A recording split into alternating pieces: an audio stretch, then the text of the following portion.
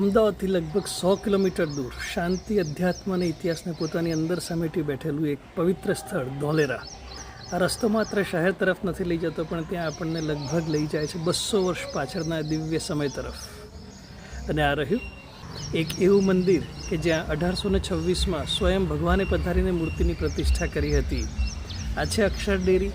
અહીં માર્બલમાં કંડારેલા દિવ્ય ચરણ માત્ર પથ્થર જ નથી, પણ તે સમયના જીવંત સાક્ષી છે જ્યારે આ ભૂમિ પર ભગવાનના પગલાં પડ્યા હતા. અહીં ઊભા રહીએ ત્યારે મન આપોઆપ નમ્ર બની જાય છે. અને હવે આ ભવ્ય મંદિર તરફ, જ્યાં ભક્તિનું ગીત ગાઈ રહી હોય એવી 200 વર્ષ પહેલાંની કારીગરી આજે પણ એટલી જ જીવંત લાગે છે. જ્યારે આપણે પ્રદક્ષિણા કરીએ છીએ ત્યારે દિવાલો પરની આ કલાત્મક ચિત્રો અને બારીક કોતરણી માત્ર સૌંદર્ય નહીં, પણ તે સમયના સંતો અને શિલ્પીઓનું અદ્ભુત સાધનાનું પરિણામ છે. આ વિશાળ સંત નિવાસ માત્ર ઇમારત જ નથી, પણ એક જીવંત પરંપરા છે ભક્તિ, સેવા અને અધ્યાત્મની. ધોલેરાનું આ મંદિર માત્ર જોવાનું સ્થળ નથી, પણ અનુભવવાનું સ્થાન પણ છે. ક્યારેક સમય કાઢીને અહીંયા જરૂર આવજો. કદાચ તમે અહીંયા કંઈક મૂકીને જશો અને કંઈક અમૂલ્ય લઈને જશો.